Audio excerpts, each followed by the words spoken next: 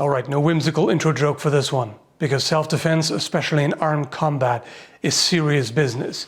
It's nothing to mess around with.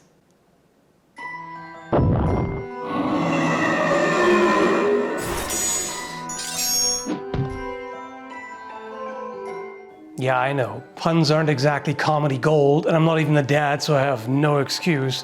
But if I at least got a groan out of you, that's some measure of success. Okay, I'll stop it now. If you don't know what this is, you probably wouldn't even get the pun. This is what's called a messer, which is simply the German word for knife, because they called it a langes Messer or langmesser or something like that, which simply means long knife or big knife.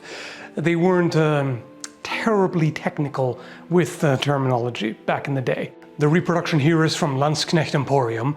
This particular model they called a Gustav, and it's pretty damn impressive. I want to tell you that right off the bat.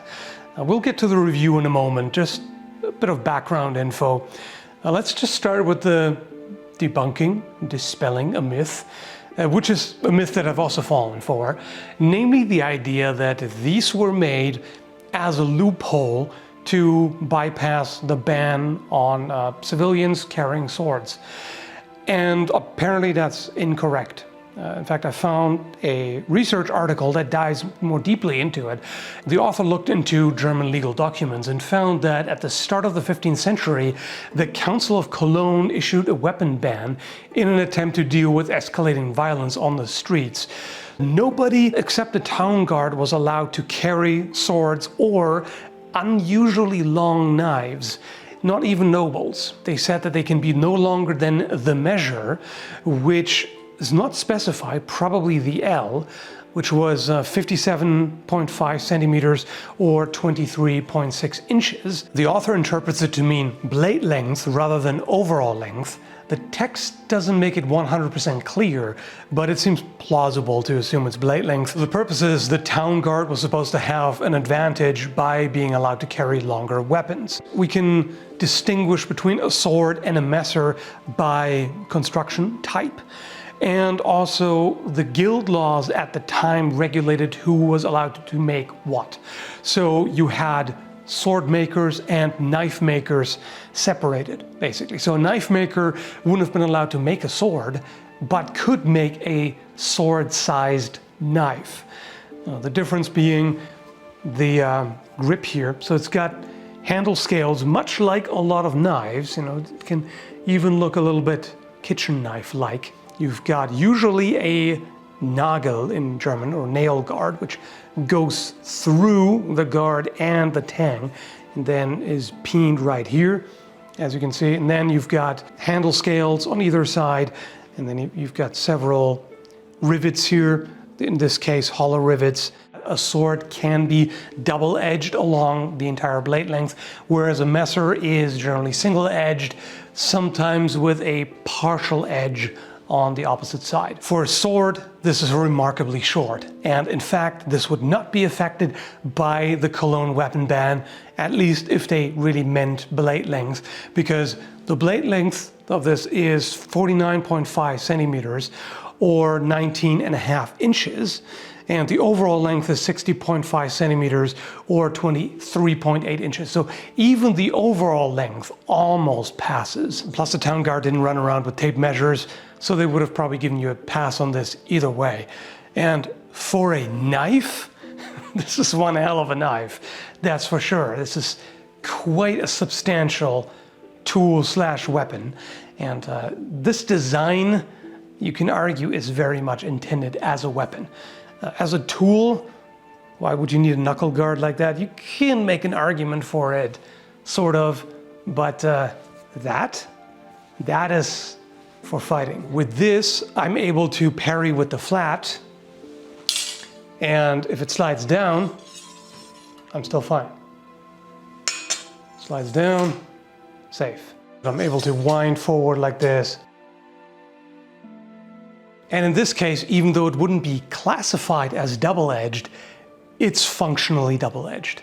I can cut him like that, and this is the same thing, whether it's double-edged or single-edged, in this case, doesn't matter. So I'm able to use every angle, plus the opposite angle with the back of the edge.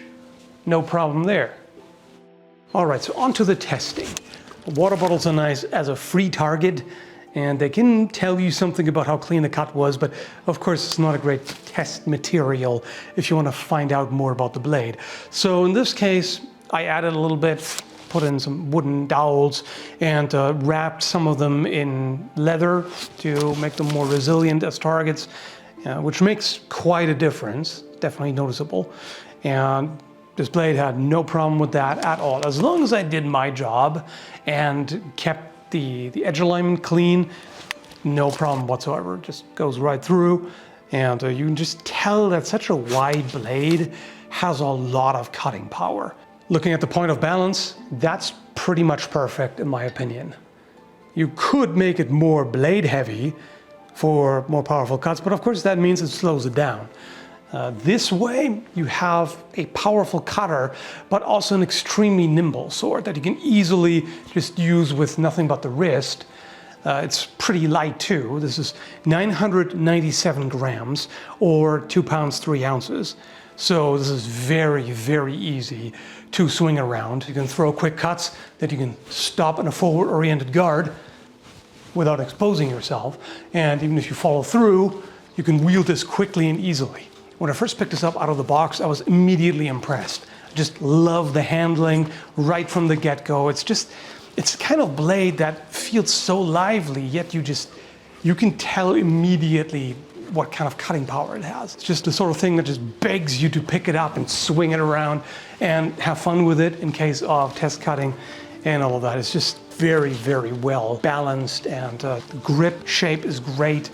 Quite like that. The grip swells toward the end, and you also have this little piece jutting out here that kind of hooks your hand.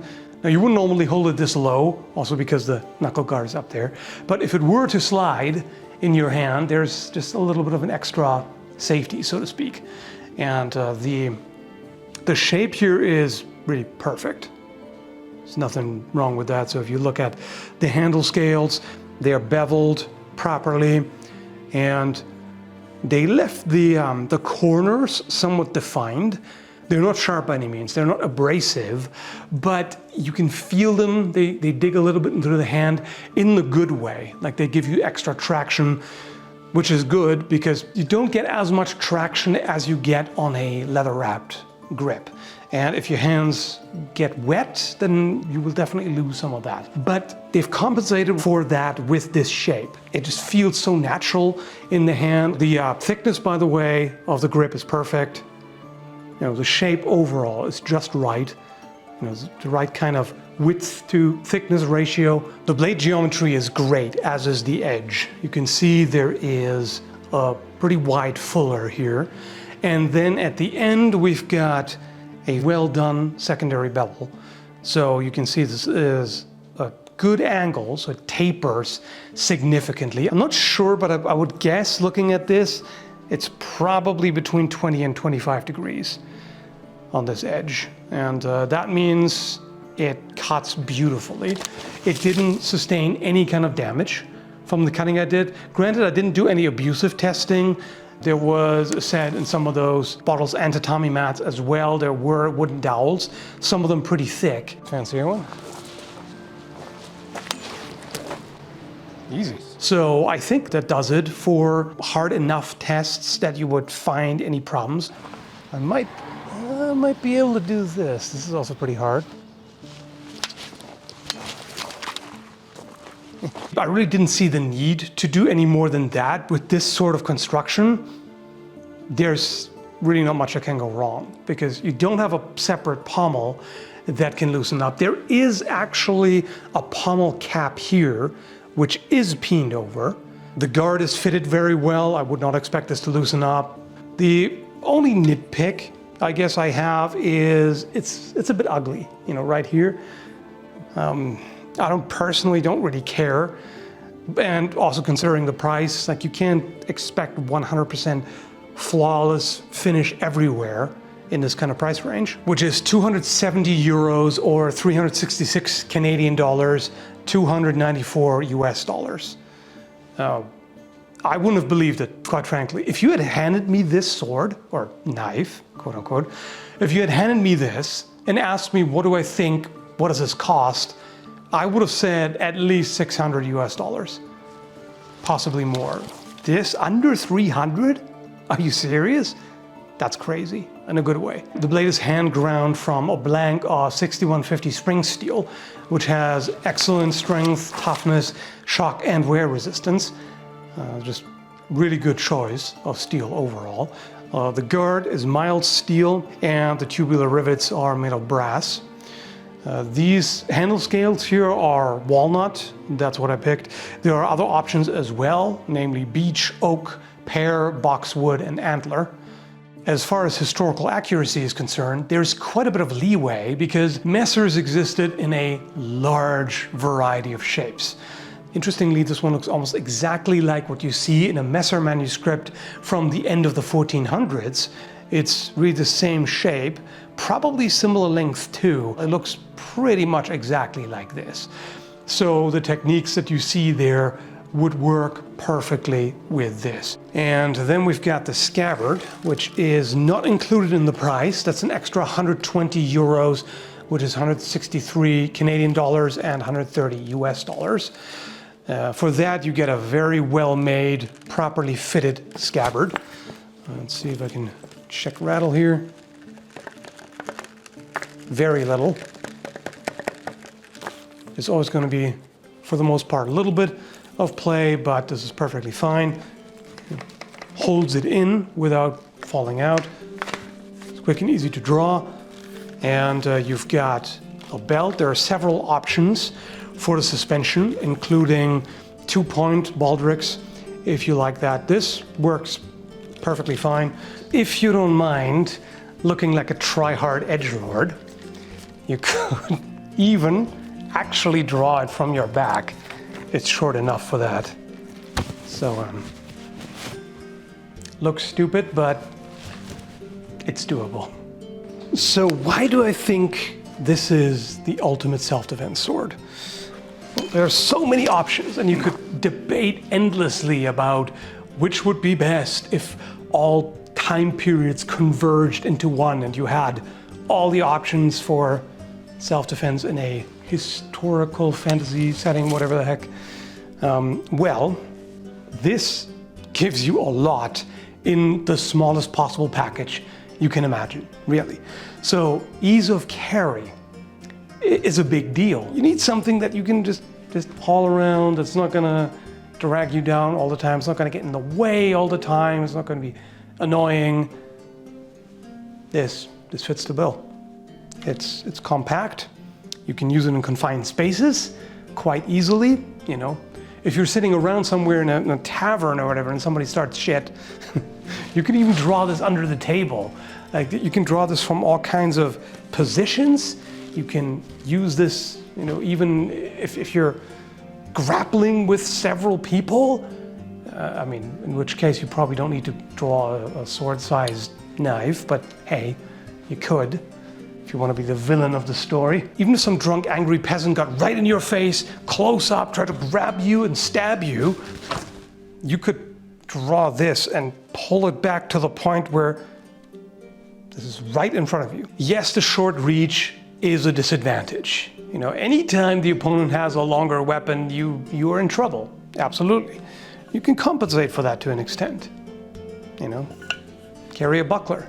Even if it's just a dinky little thing like this, once again, convenience. What you can do is you can attach a string to it, slip it right over the grip of your messer.